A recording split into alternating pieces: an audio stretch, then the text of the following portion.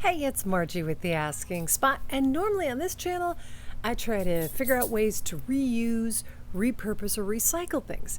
But this go around, like one other time, I'm actually going to take you inside my kitchen for some cooking. Well, baking to be exact. The plan is to make two different types of Ted Lasso bars. Plan? That dessert? You know, the ones popular from the show. I'm Ted Lasso. Also known as butter bars. These guys come in typically a flour ingredient recipe, but I'm also going to make one that's more on the gluten-free, keto-friendly version. So here it goes. Biscuits with the boss time! Woo! I'm going to start out with the non-keto friendly version because it is using a regular all-purpose flour, and we're going to be messing with the glutens, and once that happens you need to chill it, but that's got plenty of time to go. First, let's do with the one that is popular online. Now granted, there isn't any official Ted Lasso bar. It's not like the show ever came out and said this is how he makes them. Where did you get these? But this is the best estimate. What it requires, I'll have the ingredients listed below, but we'll start out with an entire cup of butter. My favorite ingredient. Okay, so that's going to be the same in both recipes. Now, this is where I'm supposed to say, yes, you should use unsalted butter so you can control the amount of salt you have in it. That's correct. Do that.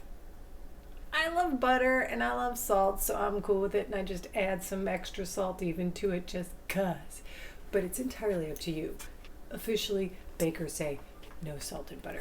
All right, so we're gonna put that in a high-speed mixer. Now you could do it by hand, but thankfully I do have a standing mixer. So we're gonna mix it on high. We wanna get it as frothy, well, not frothy, but you know, as light and fluffy as we possibly can. As luck would have it, I do have a frosting batter. You know, it's got the extra edge on it, so I don't necessarily have to stop down and scrape it as often as you would with a regular batter mixer. All right, so you can see how it's definitely gotten lighter and it's fluffier, and it just, that's the look you're going for. Now it's time to add the vanilla and the confection sugar. 3/4 cup, or I'll do one of those for the weights in grams. I'm gonna add this because I don't like to make a big mess, you know, blowing it out of there. I try to add that first and then add my vanilla to sort of tamp it down. And I do use very healthy teaspoon on this. I'm a visual learner, so that's very helpful. Thank you. All right, while the butter is being whipped up, I am prepping the pans for these. I'm going to use this one for my flour version and this one for my keto version. It's a non-stick, but either way, I'm playing it safe. I'm going to butter the bottoms and put parchment paper down. Do I need to do both? I'm not sure, but it's always worked in the past, and I'd rather be safe than sorry. Quick tip on parchment paper: if you really want it to fit your pan really well, sorry about the sound, but you want to do this first.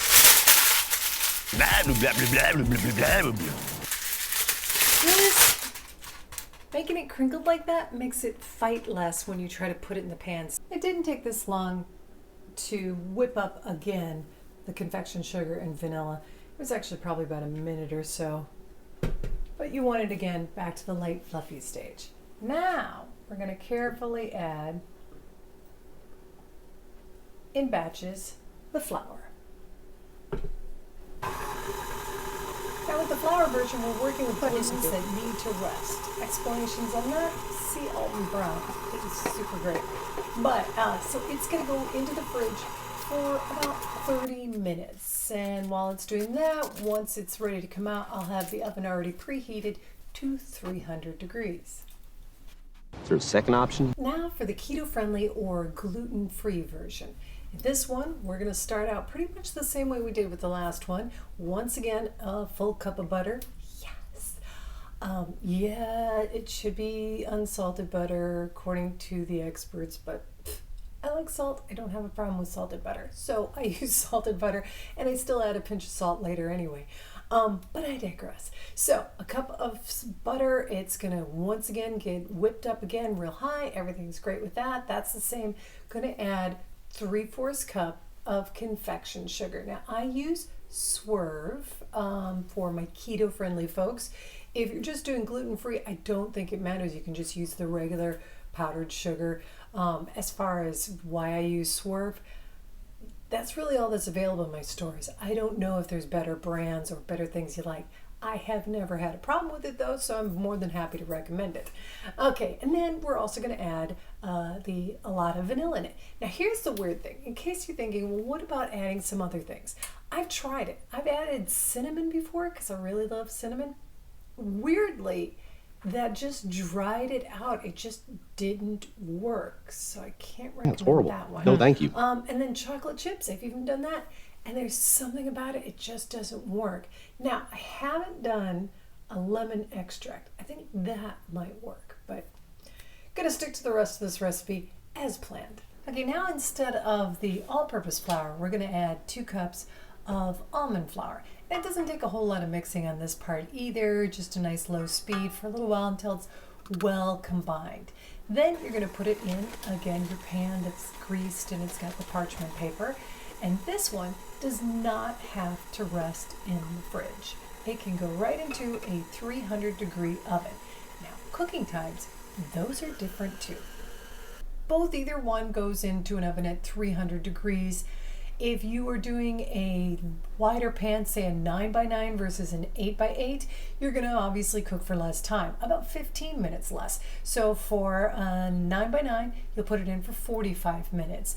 When it's the flour version, you're supposed to check to see if it's still wobbly. Now, the instructions most people say is you don't want any wobble. But here's the thing. There are no eggs in this recipe, so I'd rather you err on the side of underdone than overdone, because when these things are even slightly overdone, they're too dry. They're just, no, it doesn't work. So I kind of stick to 5 minutes, 3 or 5 minutes less than even what they say. But technically they say for the 9x9, cook it for 45 minutes if you're using the all-purpose flour version. If you're using an 8x8, you cook it for 60 minutes. And again, that's the all-purpose flour version. Now, if you're going for the keto gluten-friendly one, that one, cook a lot less. Almond flour doesn't need a lot of cooking, and it tastes so good when you cook for more like maybe 40 minutes in an 8x8. So in a 9x9, I'm guessing it's even less. It would be about 35, 30 minutes. When you get to the almond flour ones, you definitely still want to see a wobble. All you want to look for is a little bit of a brown edge, and that kind of goes true for both of them. As long as you get a little golden brown edge about them, you pretty much got them right up to where you want them to be. Okay, 40 minutes. It's not golden brown. It's still definitely has a wobble. Not so much on this one though. So the flour one's getting along faster. I'm taking the flour out.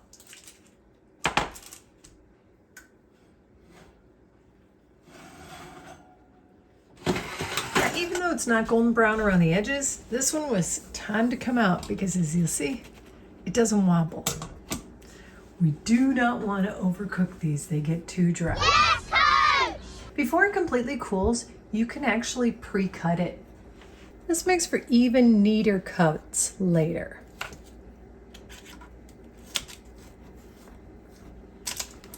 Now the only tricky part about this whole recipe is when they come out, they smell divine and you want to dive right into them. Don't. You need them to be cooled. Absolutely cooled. They taste so much better. If at all possible, make them an entire day before because, oh, they're so good fresh out of the fridge. But if you've got, like I've got, an event happening this evening, just an hour in the fridge would definitely cool them enough so that they stick together and they taste fabulous. Your biscuits. Well, here are the final results after they've cooled. They are fabulous, but they do have quite a different taste. And I will say this, my husband, who is not on any dietary restrictions, he actually prefers the almond flour version as well, the gluten keto friendly one. And it's because there's kind of a, nut flavor to it. It's got more depth in flavor, in my opinion. As far as the all-purpose flour one, that one's kind of like a less sweet sugar cookie. So if that's the taste you want to go for, by all means, mwah.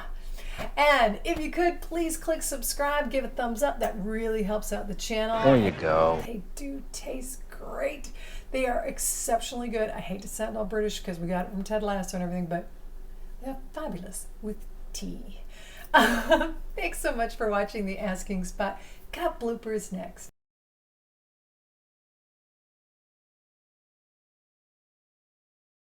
Ted Lasso bars. From the show? Yeah. Well, also known as AKA butter bars. Now instead of the flour, we're going to add 2 cups of,